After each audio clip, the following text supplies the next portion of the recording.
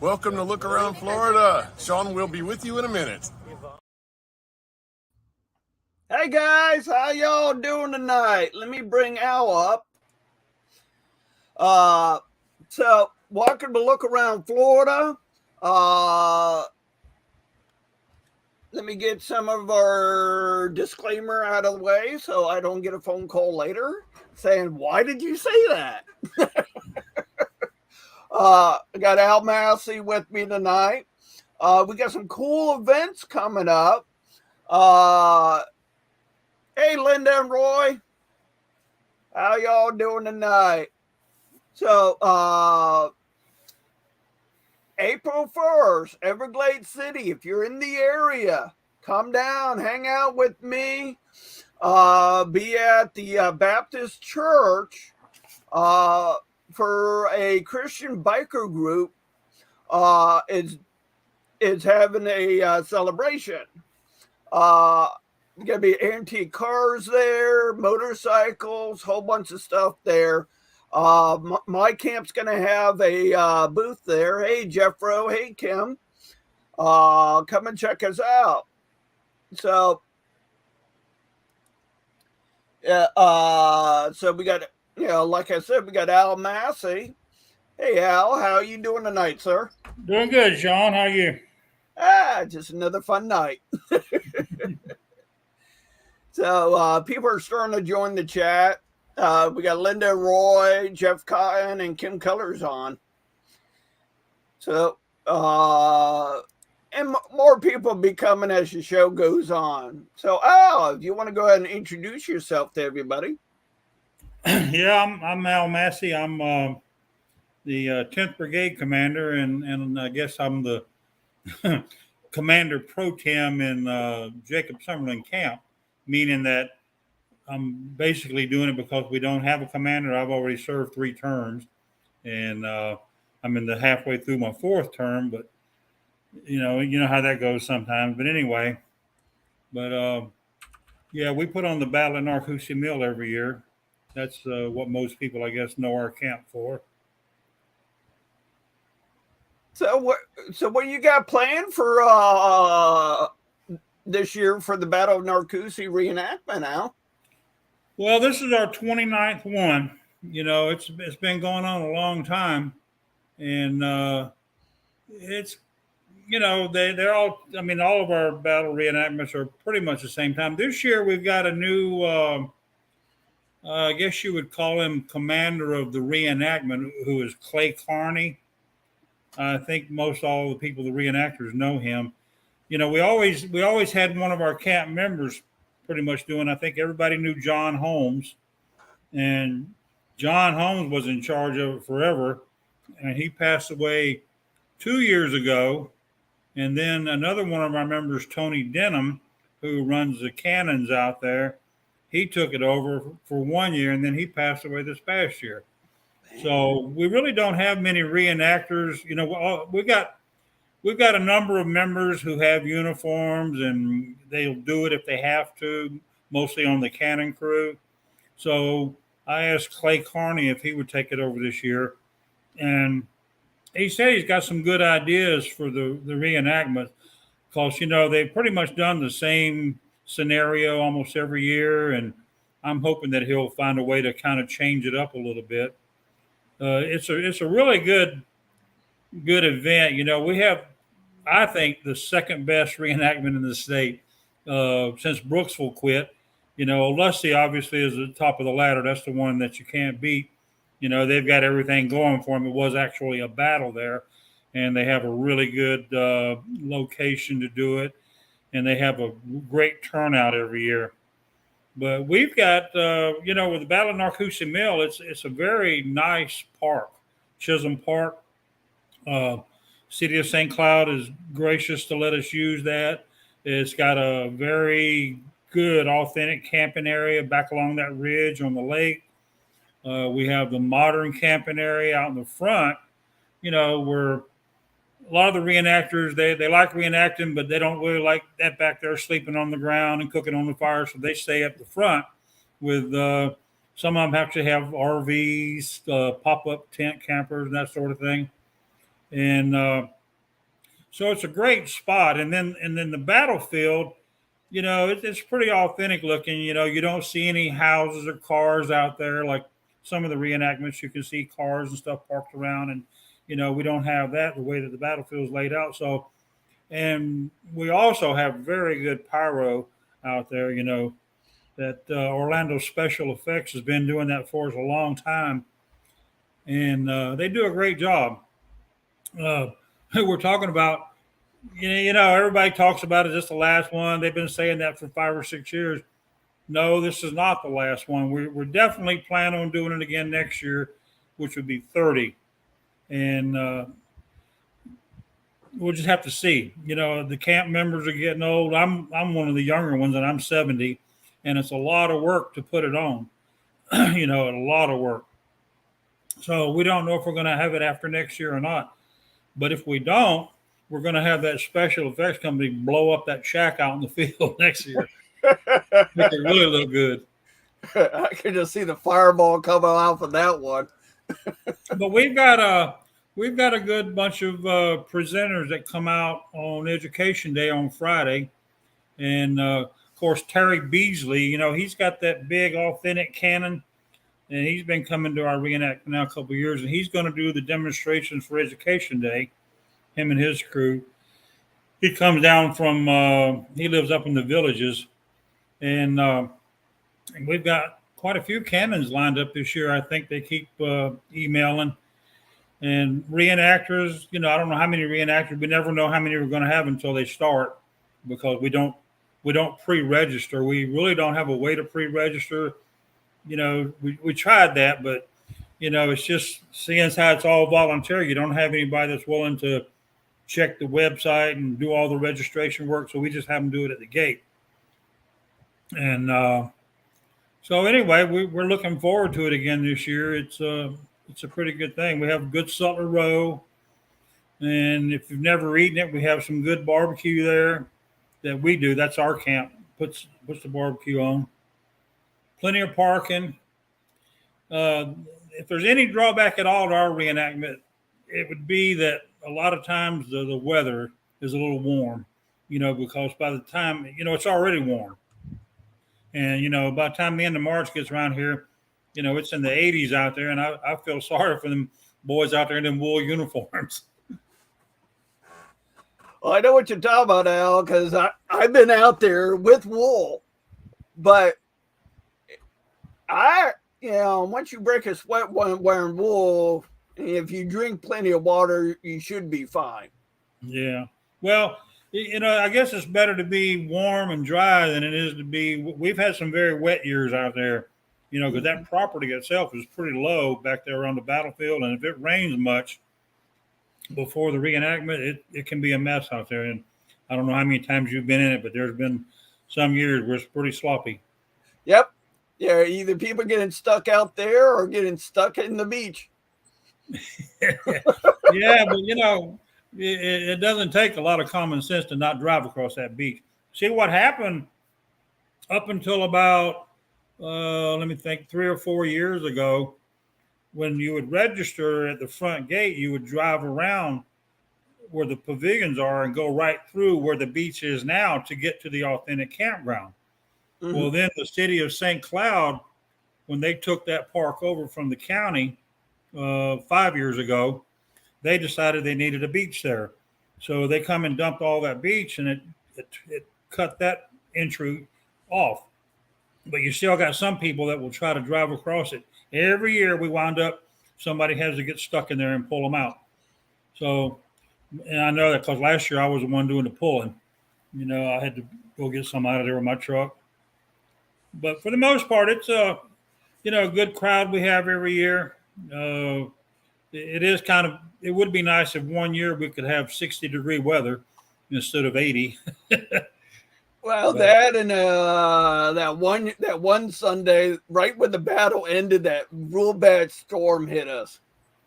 Yeah, but there's been some years where there's been some bad storms, and most years we luck out. I think 4 or 5 years ago, there was on a Saturday it rained and we had to delay it, but we still put the reenactment on.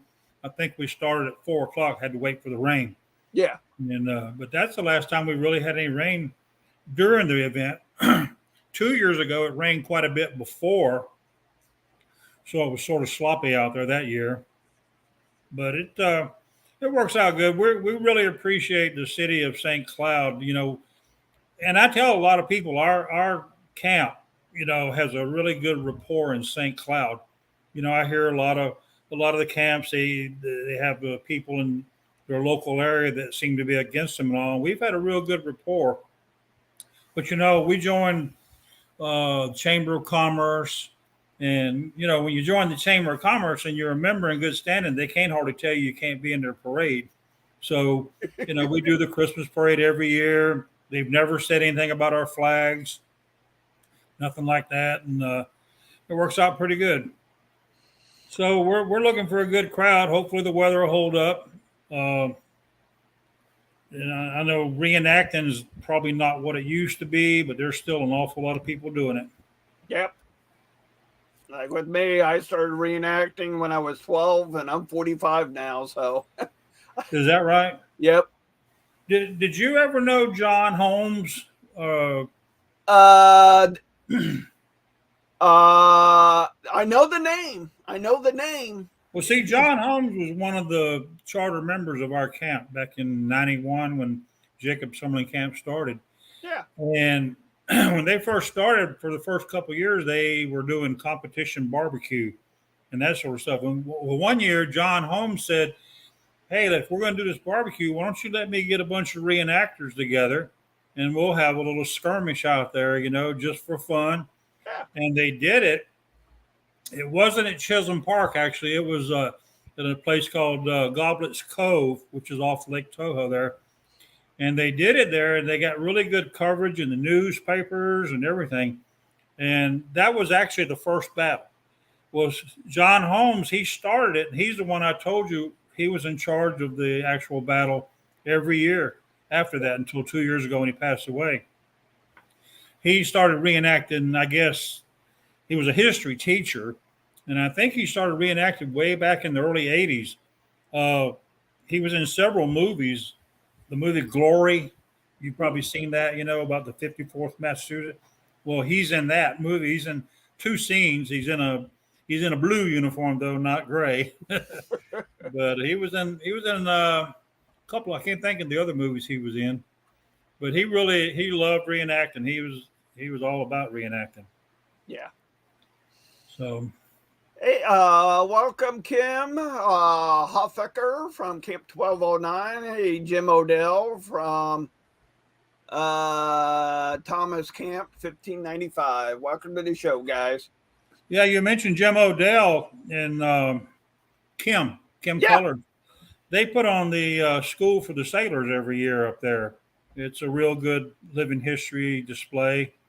And I haven't heard, but I'm hoping they're going to come back this year and do it again.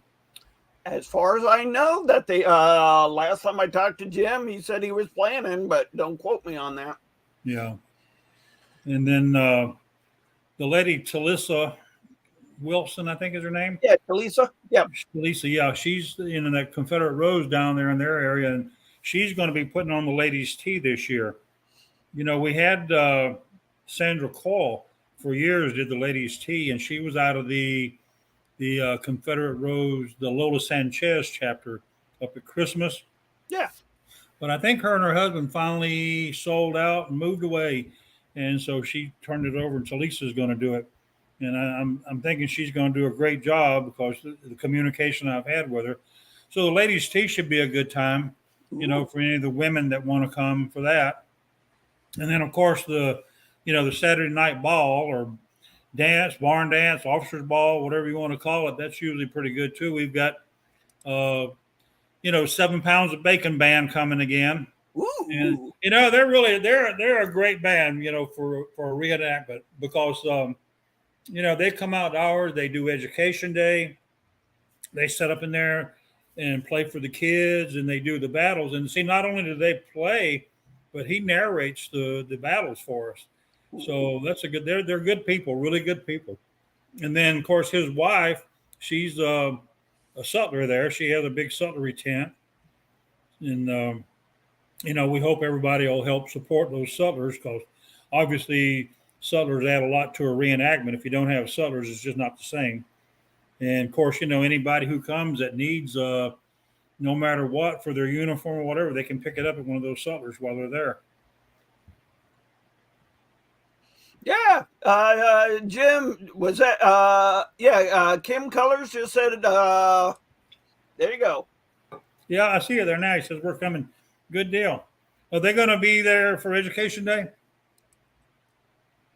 I'll let Kim or Jim type that in the chat. Up.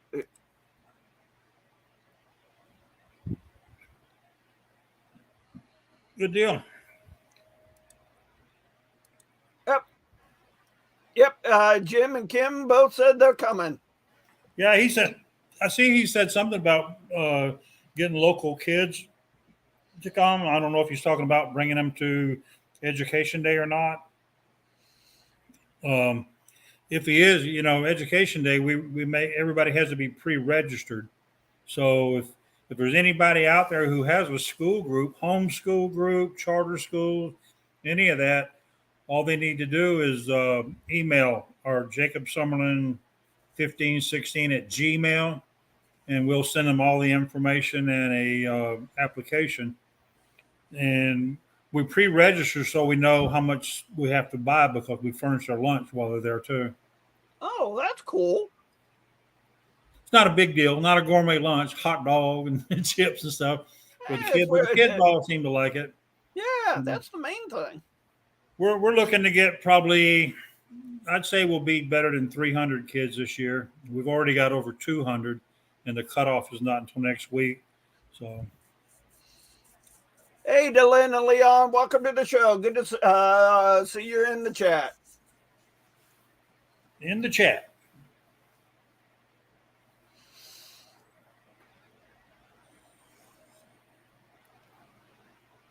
I don't know. Can you see what Kim just typed in? What's that? There you go. Okay. That's good. Lake Nona's not too far away. Nah.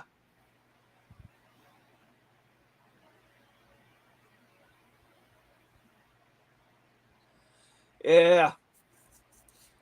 Yeah, that's the thing that, for a lot of us old timers like me, Jim, Kim, and the list goes on that do reenactments, a lot of them are disappearing, for various different reasons.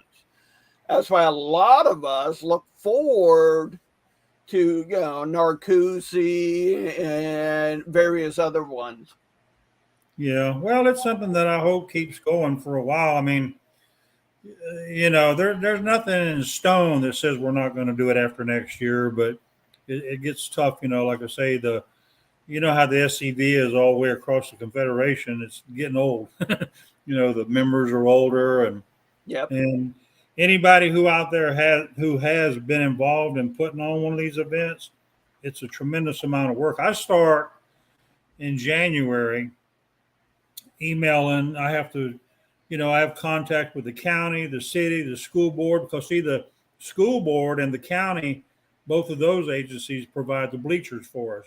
But we have to request them to get those, and they bring us the water buffalo with the potable water for the authentic camp. We have to get with the city, deal with all of their stuff, because the city gives us tents, not tents, but like our dining area. The city brings out 2 of those 20 by 40 tents and puts them up for us. They provide some of our fencing that, kind of fence off our area, so everybody has to go through the gate to go through admissions. And, we get help from a lot of agencies, but we have to ask for it. And we have to pay for some of it, the electronic signboards that go out on the road. And then we put up big banners. Matter of fact, we'll be doing that this Saturday. One on 192, one on Highway 15. We've got these huge banners, but every year it's increasing. That's the thing. The battle about 8 years ago, I thought it was kind of slowing down because we weren't getting the people, we weren't getting the sutlers. And then all of a sudden we kind of did a little bit of reorganizing and changed it around. And now every year is better. As a matter of fact, last year was the first year since I've been involved with it that we actually had more spectators and people on Sunday than we did on Saturday. It's always been whatever you did on Saturday, you would get half as much on Sunday. But see, I don't know how it is where you live, but Osceola County is exploding with population. We're actually right over 400,000 people in this county now. And all we've got is Kissimmee and St. Cloud, so the people are packed in here. And I think these people that are coming in from the northern states, they've never seen a reenactment before. So they're coming to see it. And it's great for us. I mean, it's because this is a fundraiser is what it is, and it works out good for us. Yeah, because of the reenactment, the location, and everything. Has any of the mounted cavalry contacted you and said that they were coming? They haven't contacted, but they always show up. Yeah, That's our battle is not. I think a lot of people think we're just a bunch of rednecks out putting this thing on because we're not real professional acting about it, and people just show up. We actually never know who's going to be there on Education Day for presenters. Well, we know a couple, but for the most part, people just show up. All of a sudden, they're there. So that's just the way it works out. Everybody knows about it, and we've got it's got a pretty good following. I think with the reenactor community, I think they all kind of like it. We try to make them happy when they're there. Of course, every year you'll get a few of them that'll quibble about having to pay. I mean, the reenactors pay $7, and that's for the entire weekend. Yeah. And some of them they'll say, well, why do we have to pay? And of course, they don't realize that we spend $3,500 for pyro, $3,000 for chemical toilets. We provide them with firewood, everything. It's a lot of money to put that on. Insurance, our insurance alone is almost $1,000. So, it's not just go out in the field and start playing army. There's a lot behind the scenes that goes on to get it there. It takes a lot to put it on. That's good to know, Al. So, but we try to do good for them.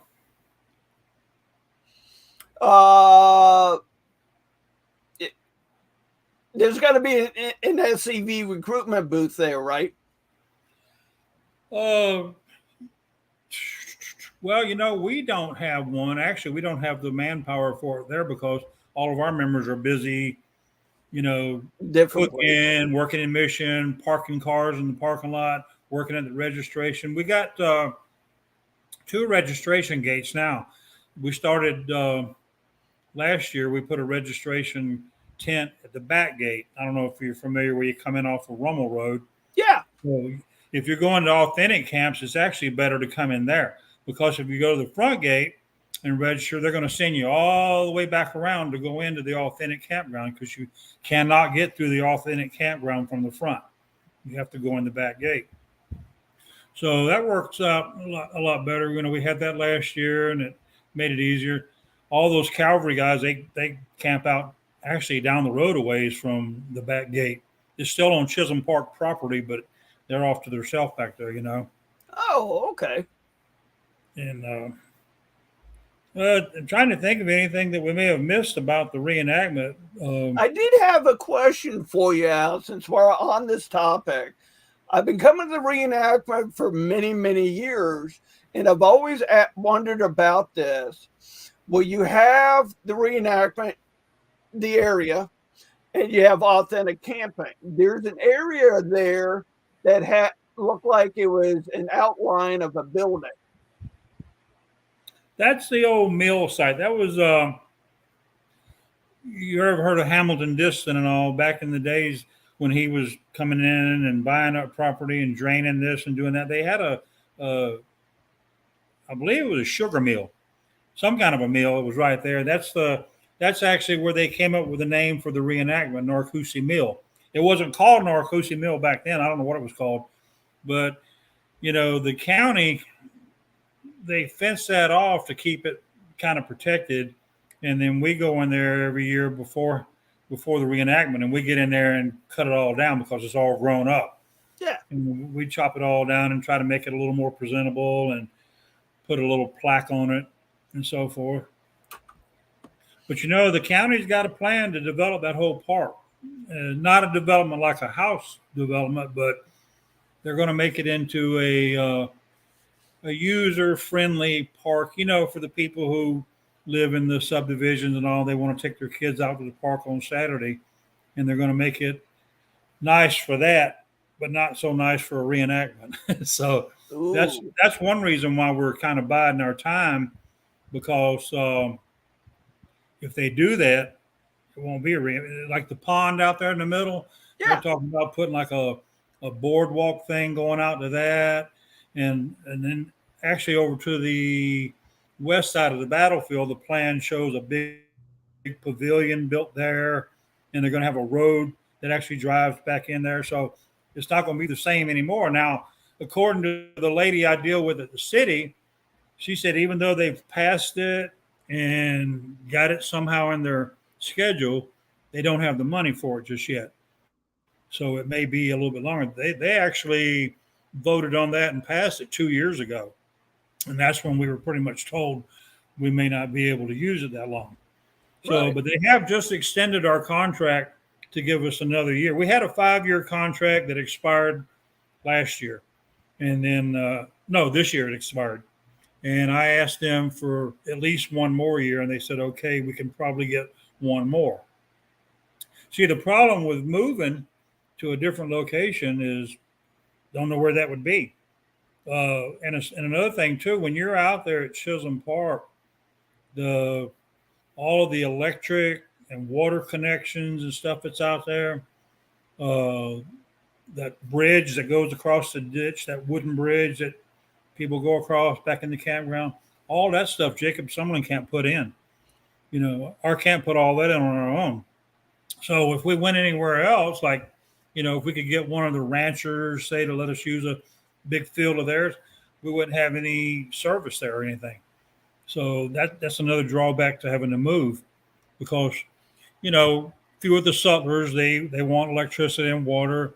And of course we need it for our cook tent and all. So in other words, we made all the improvements up out there, the flag poles that made out of cypress trees we put up. And so without us, it wouldn't be there. And without that stuff, we can't have a reenactment somewhere else. Right. I mean, we could, but, because we could probably find maybe somebody that would let us use 100 acres of land or something, but it wouldn't be the same. This is true. So that's one reason why we started talking about maybe shutting it down after the city runs us out of there, basically. But yeah, politically,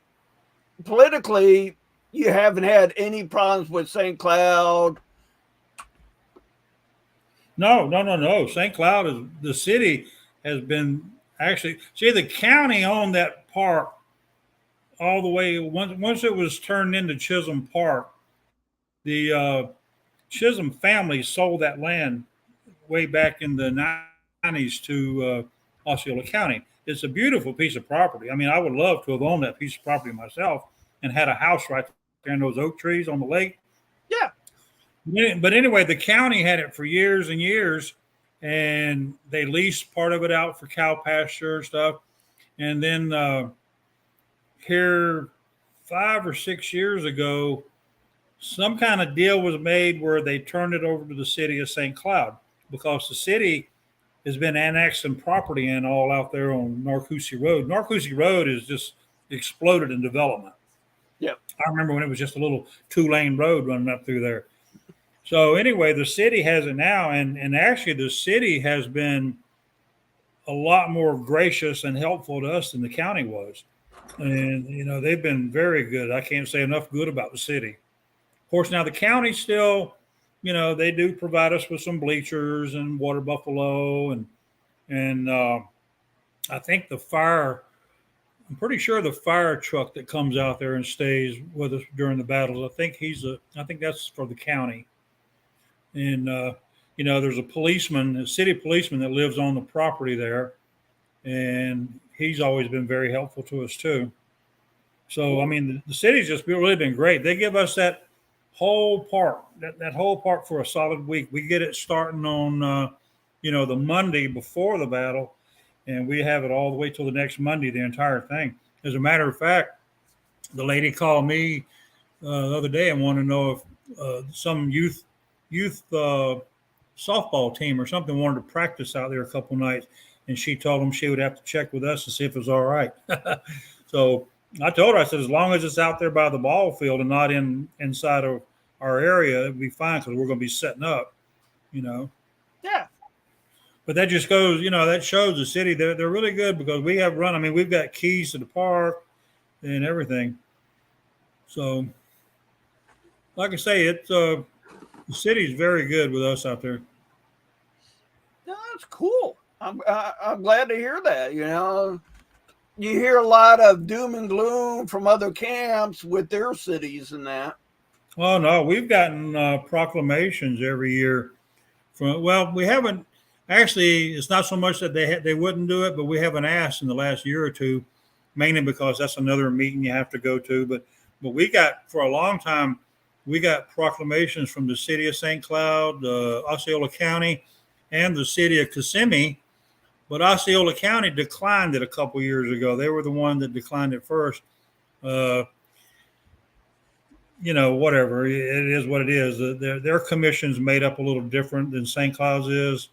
And but we have a good rapport with the city council and everything in St. Cloud. We actually have a monument on city property. We don't like to bring too much attention to it, but in Osceola County, Jacob Summerlin Camp put up two. You can call it a Confederate monument, whatever. It's a big granite obelisk about probably 7-8 feet tall, and it lists all of the Confederate soldiers that are buried in Osceola County. I think there's 82. But all the pioneer families are represented on there, the Partons, the Bronsons, the Whaleys. So we have the first one we did was over in Kissimmee at Rose Hill Cemetery. We actually bought some cemetery plots and put it in there. And then the one in St. Cloud that's been up, I think about 12 years, the city let us put it right there on 192, which is called 13th Street in St. Cloud. But there's a little Veterans Park type thing there. And they let us put ours in there, and there's also a GAR monument in there too on the other side of the field. So it's been vandalized a couple times, and I've had to go out there and clean paint off it and stuff like that. But for the most part, we haven't had too many problems out there. Hey, Clay, welcome to the chat, sir. St. Cloud's different in this area. St. Cloud's a little different. We're still a little more southern, I think, than Kissimmee. And of course, Orlando is, one of those rainbow cities. But St. Cloud's still got a lot of crackers living around here and, ranch families and stuff. So we have a lot better rapport here, I think, than some areas do. Yeah. Yeah, because I know some of the camps that are doing very well are in old cracker towns. Oh, yeah. Just like up there where Daryl Reddery is at up there, that area, he don't have any problems up there. No. Oh, and by the way, you notice my hat. See, can you read the back of it? No, if you bring it towards you, Virginia Flaggers. There you go. Yeah. Wasn't that a good presentation she put on up there? I enjoyed it. I haven't seen her since the Tampa flag site dedication, and she still has the fire in her. Yeah, I told her after I talked to her outside afterwards, and I said, "Why don't you move to Florida?" So, but we've tried talking about flag sites. We would love to put one up, and it's just a matter of nobody wants to give you the property around here because they're afraid it'll affect the value of their property. Because the only people who have a lot of land around here it's going to development, and they don't want to stick something like that up there and have a development, cause problems with it. So we're still looking, but we're having to get farther and farther away from St. Cloud. We want to do one in Osceola County somewhere, but we also want it where people will see it. Yeah. So we've actually been trying to do that now for about the past 4 or 5 years, looking around. That was going to be our major project, and I was really hoping I was going to have the opportunity to still be the commander when that happened. So I could say it happened on my watch, but it may not happen while I'm commander. Yeah. But we do hope to do it. Osceola County would never be able to do one like Tampa. That's just awesome over there. But one thing, see, Osceola County has a 50-foot high restriction on flagpoles. I think the one in Tampa is like 150 feet, isn't it, or something? Something like that. It was cool. the largest at one time. Yeah. So if we did one, it would have to only be 50 feet tall. But someday we're going to find a place to do it. Yeah. Now, the height restrictions, is that due to the airport? I don't know what it's for. It's just, I guess, just some kind of county regulation. Because when we checked into it all, that's what we were told, 50-foot maximum. Huh. I don't know. I would love to have one like they've got in Tampa, right here, maybe at the intersection of 192 and the Turnpike. Oh, yeah. But I can tell you right now, that's not going to happen. That's prime real estate right there. Yeah, they were able to sneak that one in over there pretty good, but now I think a lot of areas now, when somebody tries to tell them they want to put up a flag site, that's the first thing that comes to mind. Probably. But anyway, it is what it is. Yeah. So, do you, other than the reenactment, can you elaborate on Jacob Sumlin at all? Jacob Sumlin, he's our namesake. Obviously our camp is the Jacob Sumlin camp. I wasn't in the camp when they started it. That was in 91 when they started. And when they chartered the camp, I don't know who made the decision to choose that name. I'm sure it was probably Vince Bronson. He was the driving force behind getting this camp started. And he's still a member after all these years. Matter of fact, he got his 30-year pin here just a while back, a couple of years ago. Congratulations. But Jacob Summerlin, as most everybody knows, he was the king of the Cracker Cowboys, they called him. He started off, he was the first white baby born in the Florida Territory after Spain ceded it. And he was born in 1820.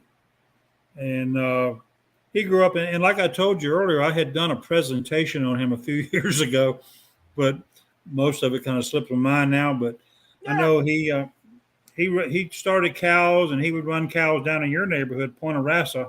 Correct. And they would ship to Cuba.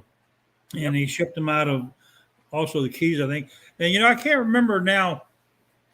I had a number, when I did my presentation that told how many cattle they figure he had. I mean, it was just way up in the thousands and thousands and thousands. But, back in those days, there was no fences. And those cattle, people had cattle all over the place, and it was just free range. Yeah. And, they had to go out. That's where the cow hunters with the whips and all came about. They would have to go out hunting their cows and, pin them up, doctor them and so forth. And then they'd turn them back out. So they'd start a big cattle drive and drive it down there to sell. Well, then when the war came along, obviously he contracted with the Confederate government and sold beef. I have heard that he may have sold some to the Union Army too. I don't know. But, and I've read also that he actually was a member of the Confederate Army. I think he was mustered in at one point. But he was mainly known after the war. He was a very wealthy man, and he gave the money to build the Orange County Courthouse. What happened is the courthouse had burnt down, and he was going to build another one for them. And they wanted to build it at Sanford, but he told them that if they would do it in Orlando, he would give them the land and he would give them $10,000, and they could pay him back if they wanted to. But they did pay him back. But he also donated all that land around Lake Eola Park. I don't know how familiar y'all are with downtown Orlando, but there's a big lake, Lake Eola, which Jacob Summerlin's son named that lake after a girlfriend of his. And his son was a lawyer who later on was a judge. But anyway, they named Lake Eola, and he gave it to the city under the stipulation that it would always be a park and be maintained. And to this day, there's a clause in there that if they ever tried to do anything besides that, that property revert back to the family. Well, you know, you heard, 5 or 6, 7 years ago, whenever they took our monument down in Lake Eola Park. Yeah. And of course, we went and fought that and all, but it didn't do any good. And, you know, we tried to bring that up about Jacob Summerlin, and they, you know, they understood it and all. They said, well, there was no Confederate monument there then, so that doesn't matter. And by the way, we were lucky, not that they took it down because I hated them to take it down, but at least old Buddy Dyer, the mayor of Orlando, he had them re-erected up at Greenwood Cemetery. They have a Confederate section there. So after about 2 years of doing, they finally got it put back. They actually, somebody had donated some money because his musket was broken, and they had to have that remade on the statue. And they put it back up in the Confederate section at Greenwood Cemetery. It's very nice. I don't know why they pointed him north now, but he used to face the south. Now he's pointed to the north. But so anyway, he did all of that. And then down in Bartow, he built a lot of stuff down in Bartow, a school. And he had I think it was called Jacob Summerlin School, but it was segregated back then. So after they integrated it, they changed the name, just I think to Bartow High School or something. And then now they have let's see, he's buried in Bartow, but he had a hotel in downtown St. Cloud too for years and years. And there's also a Summerlin Avenue that's named after him up there. So, you know, he was quite a character. And I think you had a picture of him on one of your programs. I saw you put up a picture of him on there. Yeah, let me find that one again. We have there's a real famous picture of him where he's sitting there and he has his whip in his hand, and that's actually part of our camp's logo. And we've had to tell a lot of people that whip was not for what they think it was. It was a cow whip. Yeah, I know I got it. But anyway, he lived. He was born in 1820, died in 1893, and his gravesite is not that nothing impressive. As a matter of fact, I saw a picture of it a while back, and it looked awful. So I mentioned one of our members. We have a member that lives down in Lakeland, and I told him about it, and he had come to the CERT class that you gave up here last year over at Rose Hill Cemetery, and he was one of the ones of our class. So he went down there and cleaned up Jacob Summerlin's gravesite real good. Cool. Using the CERT method that you taught him. Well, that brings up a good point. Because I know some of you guys in the chat asked about this. I don't want to cut Al off or anything, but I do want to plug our next show in. I got Dottie Meadows. Her husband, Tom Meadows, and a couple other guys came up with the CERT method. So they're going to be coming on and talk about the history of CERT, how they came about, the products that we use, and the ideas and all that.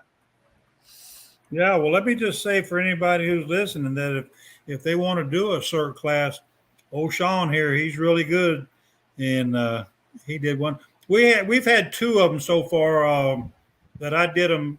They were supposed to be brigade event, which we invited all the members of our 10th Brigade to come. And Rick Roberts, he put on one up at Greenwood Cemetery for us. I think it was about a year before you did the one in Kissimmee. So, and both of them were very good. Y'all both do a very good job at that.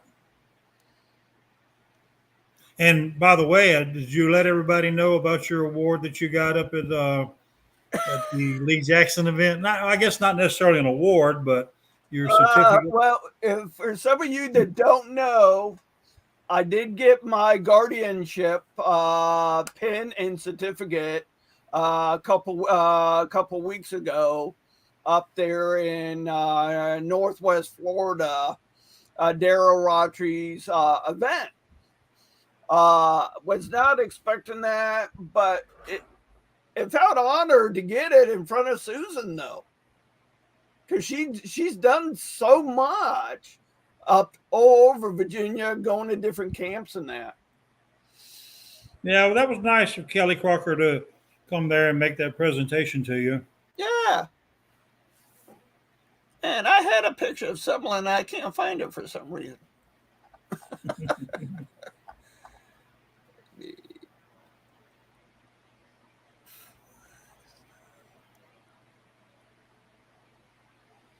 So, other than the reenactment, Al, is there anything coming up for your camp or your brigade?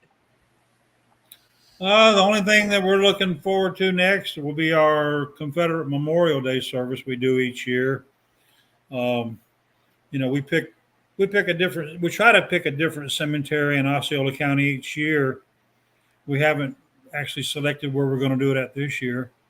Right. That'll be, I can't remember the date. It'll be the Saturday before. I think Confederate Memorial Day falls on a weekday this year, and it'll be the Saturday before. We do that, and then actually it's pretty quiet for the summer. Of course, we got the division reunion that we go to, and the national reunion out in Hot Springs, Arkansas. That I'm going. Are you going to that? I'm looking forward to both. You're going to Hot Springs? Yeah, I'm going to Arkansas. I haven't been to a national reunion since 2000 when a distant cousin of mine invited me with him to go. And so this, Arkansas is going to be my second one, and I'm looking forward to it. Yeah. Because I got challenged for Friday night by our lovely past Commander-in-Chief Chuck McMichaels to do some type of oratorium thing. He likes to do that. Yeah. He's a real talker. Yes, sir, he is. The national reunions, I think, and you know, I tell the members of our camp that everybody should try at least once to go to a national reunion because they're usually very impressive, you know. And I got to say this, last year, the one in Carterville, they set the bar real high because to me, that was the best one. And it's going to be hard to top that one out there in Arkansas. Yeah, I kicked myself for not going to the Cartersville one, but I am planning on going to the one in Charleston. Yeah. Because, I want to go see the Hundley because the last national reunion I went to was in 2000. The topic of that one was raising the Hundley and what to do with the crew. Yeah. Well, that should be a good one, Charleston. They, they're hyping it up pretty big already. Yeah. The one in Hot Springs, I'm a little not concerned, but they don't have any tours planned for that. But I guess you just kind of be on your own during your off hours after your business sections and all that. And from what I'm understanding, they're going to try to keep everything there at the motel or in the area of the motel. Yeah. But don't quote me on that, though. Yeah, I'm looking forward to it. I'm not looking forward to the drive. It's a little over 1,000 miles from here. Oh, yeah. Yeah, so. But luckily, I've got a brother in Georgia, which is about halfway between to his house, and we're gonna drive there one day and spend the night, and then go the rest of the way. Yeah, because me, David King, and Jeff Rowe, that's in the chat, are riding up together. Well, it should be a good time. Yeah. Man, I don't know what I did with that picture. I had one. It might be on my phone. But yeah, so and I'm always looking forward to the division reunion. I mean, that you had it there for a second. Yeah, don't show up. We're too good on there. Yeah, kind of. Jacob Summerlin. Yeah.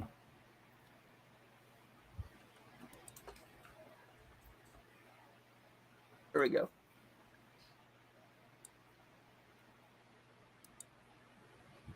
I think wait, no. Images. That's it. That's what I wanted. You know, there's a feed store down in Haines City. It's Summerlin Feed Store, and apparently the guy that runs that is Jacob Summerlin great grandson or something. I've always meant to stop by there and go in and try to talk to him, but I never. That's kind of a pretty good hike from where I live at. Right. And then last year we had somebody contacted us and said that he was a descendant of Jacob Summerlin and wanted to come to one of our meetings, and of course he never did. I gave him all the information and stuff, you know. But that would be pretty cool to have somebody like that. Yep, there he is. Yep. I think that's the picture you were talking about with him holding the whip. Yeah, on our I don't have to show you, but on our camp logo, we have it looks like the national the SEV logo, but we have that in the middle of it. Oh, okay. And also we've got that picture on our challenge coins that we had made last year. Do you still have any of those challenge coins left? Yeah, didn't you get one? I don't think so. But I did get the book on Lewis Napoleon Nelson. Yep, Mr. Lewis. Nelson. Yeah. Yep. Now, do you guys have a website that if somebody's looking for that book or that challenge coin that they can purchase or donate? If somebody wanted to do that, I guess they would just have to go to our website, Jacob Summerlin 1516 at Gmail. We have a Facebook page. Well, actually, we have two Facebook pages: Battle at Narcoossee Mill and Jacob Summerlin Camp. And we also have two websites: Battle at NarcoosseeMill.com and Jacob Summerlin Camp 1516.org, or may just be jacobsummerlin.org. But those websites have all the information about the reenactment and everything too. But you mentioned Nelson, Nelson Winbush, who's his grandfather was Lewis Napoleon Nelson. Yeah. And, he's a member of our camp, but he's getting on up in years. He's 93 years old now, and he actually had to move up to Jacksonville to live with his son because of his health. So we don't see him much anymore. But at our headquarters tent out of the reenactment, Marshall Bruton, who actually did the book on him, he's in that tent, and we'll have books there at the reenactment if anybody's interested in them, and cool. Challenge coins. Those challenge coins are getting to be kind of a big thing, especially at the national reunion. A lot of the camps have them, and they're walking around selling them. Yep. And of course, my wife Sandy, she always buys several of them at the reunions. She's got a pretty good little collection going. Yeah. Well, we have Al. Does anybody have any questions for him, or about his camp, about his reenactment? Feel free.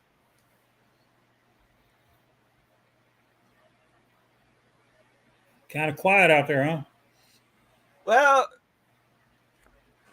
people were chatting in the. Thank you for keeping history alive, gentlemen. See you all at the battle. It will be a good time. And that's Clay. Who is that? Oh, Clay Carney. Yep. Hello, Clay. I was telling everybody about you earlier. I don't know if you were on then or not.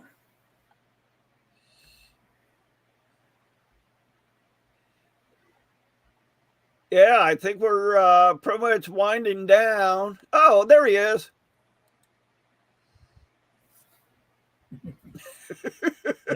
Clay's a good guy. He runs a good bunch out there, Yep, and we're happy to have him in charge of it this year. that's good. I think he's going to do a great job. Well, you know what? Who better to run that and plan it than a reenactor? You know, because like I told you, we're not really reenactors. We're just SCV members. Of course, a lot of us have uniforms. We use them for our memorials, and you know, we have put our own cannon out there. But generally, if we have enough cannons, we just leave our little mountain howitzer in the headquarters tent where Marshal Bruton sets up, and we let people look at it in there and stuff. Well, we do have a question. Beth Benfield, that's in my camp. She was wondering what time does the gates open and what time's the reenactment, the battle? We officially open at 9:30 each morning, and the battle starts at 2. We try to get people to come because there's so much more to do than just sit and watch the reenactment. You know, we have them tour the authentic camps. We have cannon demonstrations. We have musket demonstrations. All the living history, like Jim Odell, and Kim Colors. You know, things for them to look at, and we encourage people to come early. You know, and stay late. But as soon as that reenactment's over every year, it's like a mad dash out the gate. So we've tried every way we can to keep people there, and for the settlers' sake too.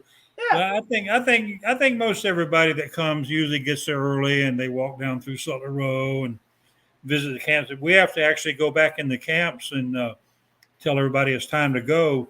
After 1:00, so that the reenactors can start getting ready to go.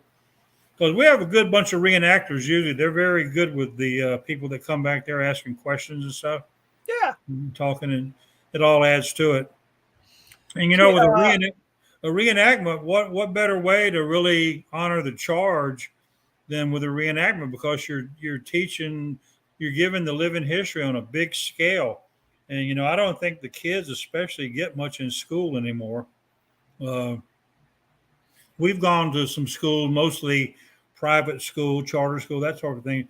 We've done some demonstrations, for the kids in the classroom. But, we have a lot of northern influence in the schools around here. So, yeah, Beth, yeah, there's going to be bleachers there, but if you don't like sitting in bleachers, yeah, you want to bring your own chair.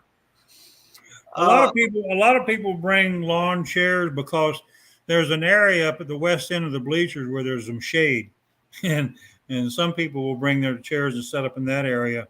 It's very close to the artillery on, whichever is on that side. See, on Saturday, the Confederates are set up over on the side closest to the end of the bleachers, and of course they get overrun by the Union.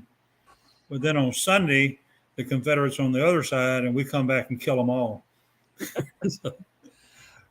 Linda was asking if the ladies' tea Saturday is at 10 a.m. Yes, ma'am. 10 a.m. It'll be in the big pavilion, and they usually have a pretty good turnout for that. The ladies enjoy that over there, I think. Kim Colors was wondering if he could set up a tent on Thursday. Sure he can. I don't know. I don't want to use this as a back and forth individual, but I hope that Kim and Jim will set their thing up inside on the Living History Row this year instead of out there on the lake, because they just don't get the traffic out there. Yeah. They know what I'm talking about. Yep. All righty. Any other questions or anything? Feel free to ask. Everybody come. Make sure they stop by our food tent and get a good old pork sandwich. Always do every year. Yeah. Might want to bring some ear protection. Yeah, What was that, Linda? I don't think you get the full experience when you put earplugs in. Ah, You know, it's amazing how many people around that I talk to different times during the year, and they'll say, "We used to go to the battle, but now we just sit at home. We can listen to it, and you know they can hear it like a mile away." And another thing, you know, I just real quick want to mention about it makes me very happy. Every once in a while, I'll run across somebody, and I'm always trying to hawk our battle. You know, hey, you ever been to the Narcoossee Mill reenactment? And you'd be surprised how many times I've asked people that, and they say, "Oh yeah, my daddy used to take me out there when I was just a kid," and we still go every year. So that says a lot about it. You know, it's kind of a Osceola County tradition now. yeah.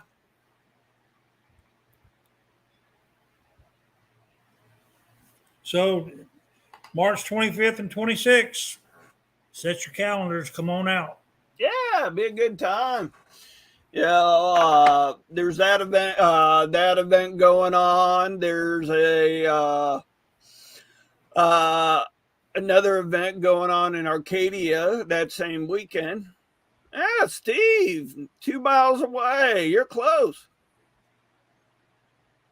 They have Kenansville has a swamp cabbage festival on Saturday down there. But anybody that's going to the swamp cabbage festival, there's plenty of time to do that and still come up to the reenactment. You know, a lot of people do that every year. Now, here's my question for the your swamp cabbage festival. Will there be swamp cabbage? Because the last swamp cabbage festival I went to, only one vendor had swamp cabbage. Well, the Swamp Cabbage Festival in Kenansville, not like I'm trying to give them a plug, but it's very good. What they do when you go down there, there's only one food supplier there, and you buy a ticket for a meal, and then you just go through the line, and you either get to choose, I think it's either ribs or chicken, and you get swamp cabbage with everything. So it's pretty good. It's a good little Saturday morning thing for you to go to. We hate it because it always conflicts with our reenactment. Yeah. But we have a lot of people that come and they say they've just come from the Swamp Cabbage Festival too. Because our the reenactment starts at 2 and they're done with at Kenansville by noon. So they can come up there for that. Thanks, Clay. See you there, sir. All right. If no more questions, we've been going at this for an hour. Time flies. Time flies when you have good company. Now, that's pretty much it for tonight's broadcast. Like Al said, if you have any more further questions or anything, their website address is displayed. They're also on Facebook, so you could also get a hold of them there as well. Yeah, but the best way to make sure somebody reads it is Jacob Summerlin 1516 at gmail.com. That's our email. Gotcha. The websites, we don't always, tend to look at that every day and so forth. But the email, I get that directly and I can answer any questions. Anybody who might be interested in Education Day, I can send them an application for that and the information. And I really appreciate you having me on tonight, Sean. And once again, I want to say I really admire your program. You've done a good job with this thing. Personally, I'm a little biased, but I like yours better than the other one. That's all right. So hey, that's the thing about doing this. You got choices, you know. Some people prefer SCV chat. Some people like mine. Some people like the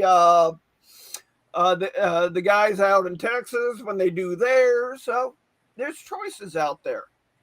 And you changed it from Southwest Florida to just Florida now, huh? Yep, I upgraded. That's good. Because the show is about us here in Florida. You know, you, me, all of our members here in Florida, because we got so many good members. This is a way for them to get out there so the rest of the organization knows who you are. Yeah. Besides our members. just an idea. If you're interested, I could probably get Marshall Bruton that wrote the book on Lewis Nelson. Yeah, If you wanted to have him one night, maybe he could come on and talk about his book. that's perfect. I'll give him an email and find out about that and let you know. Yeah, or he could just wait to the reenactment, and we could go live from the reenactment with him. Oh, that's a good idea. Good. Yeah. So, Al, thank you for coming on, and Sandy for letting you come on. Yeah, she's in the other room. She wanted to watch it, but she was afraid that if she was sitting in here, the feedback or something, you know. No, the only feedback you get is if you have the your phone or tablet close to your mic, and that's it. Yeah.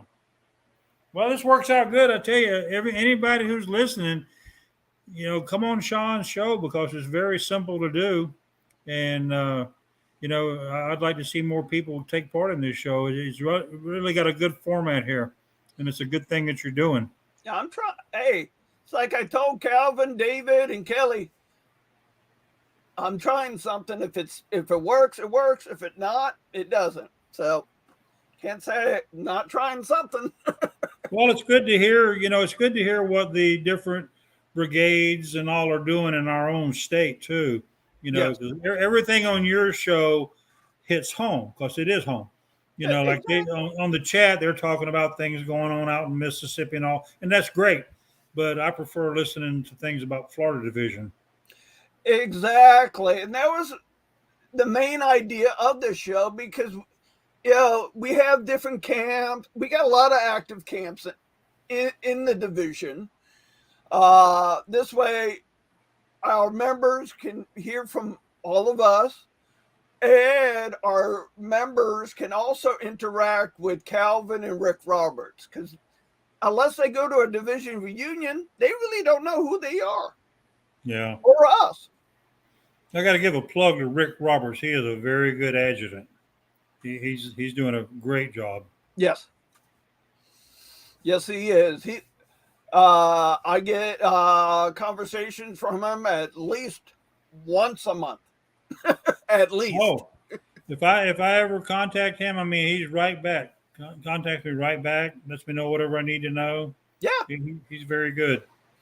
Very good adjutant. He's on the ball. I shot him a message on Sunday. Then 10 minutes later, I get a phone call. I'm like, perfect. He's also a very good CERT trainer too. If anybody up in the northern part of the state, you know, needed somebody, he's very good. Yeah. He came all the way to Orlando for us too. Yeah. Us that love CERT will travel to teach you guys on how to clean a headstone, a monument, or if you have a monument and it gets vandalized, what to do process on cleaning that monument the no harm way. Right. So, Al, thank you for coming on the show. Thank you to all you chat heads for joining the conversation tonight. I appreciate each and every one of you. So we're going to end the show with one of the faces of the FCV. I got to download more because maybe that's something I need to work on. Faces of the Florida Division.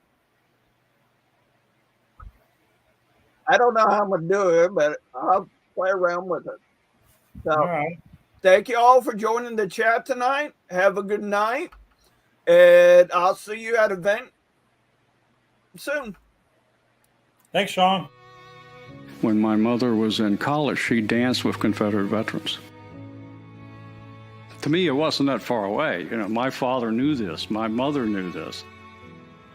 Almost 50 years ago, I joined the Sons of Confederate Veterans. In those days, we weren't concerned about saving monuments or any of those things. That wasn't necessary. In fact, none of us had any remote idea that it would ever come up, or we would have done something then. We can't just sit there and react. We have to be proactive. The Sons of Confederate Veterans is the direct heir of the United Confederate Veterans and the oldest hereditary organization for male descendants of Confederate soldiers. Organized at Richmond, Virginia in 1896, the SCV continues to serve as a historical, patriotic, and non-political organization dedicated to ensuring that a true history of the 1861 to 1865 period is preserved. Membership in the SCV is open to all male descendants of any veteran who served honorably in the Confederate Armed Forces. It is my birthright. My ancestors fought and bled and died. Because of their sacrifice, it gives me not only the eligibility to join, but it's my duty to join the organization. Their blood flows through my veins. Their struggles and triumphs are what made my family what it was, and in a sense made me who I am today. We're to defend the Confederate soldier's good name, that he fought for a noble cause, that he fought for his home, his wife, his children, and his descendants. We're to guard his history, which to me, it's the monuments, it's the headstones, as well as the actual written history of what happened during that war. The citizen soldiers who fought for the Confederacy personified the best qualities of America. The preservation of liberty and freedom was the motivating factor in the South's decision to fight the Second American Revolution. The tenacity with which the Confederate soldiers fought underscored their belief in the rights guaranteed by the Constitution. These attributes are the underpinning of our democratic society and represent the foundation on which this nation was built. Today, the Sons of Confederate Veterans is preserving the history and legacy of these heroes, so future generations can understand the motives that gave life to the Southern cause. We need to draw the line in the sand right now. These are our Confederate monuments. These are our Southern heroes, and you're not going to take them down. Right now, if we do not protect our heritage and present it as it truly was, it's going to be lost forever. The memory and reputation of the Confederate soldier, as well as the motives for his suffering and sacrifice, are being purposely distorted in an attempt to alter history. And unless the descendants of Southern soldiers resist those efforts, a unique part of our nation's cultural heritage will cease to exist. My commitment to the SCV is a commitment to our heritage, our cause. Not in a violent way, nor an aggressive way. Simply in the way we live. Live what you believe. But in your defense, know in what you're defending. And defend it truthfully. If you were interested in perpetuating the ideals that motivated your Confederate ancestor, the SCV needs you. Simply visit www.scv.org today. Our genealogists are ready to help you trace your Confederate heritage. We're not just some history club. We are a fraternal organization who is essentially the last guardians whose duty it is to defend American and Southern history.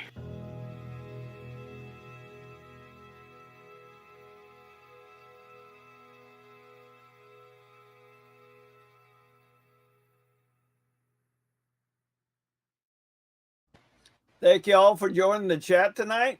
Have a good night. Stay Southern.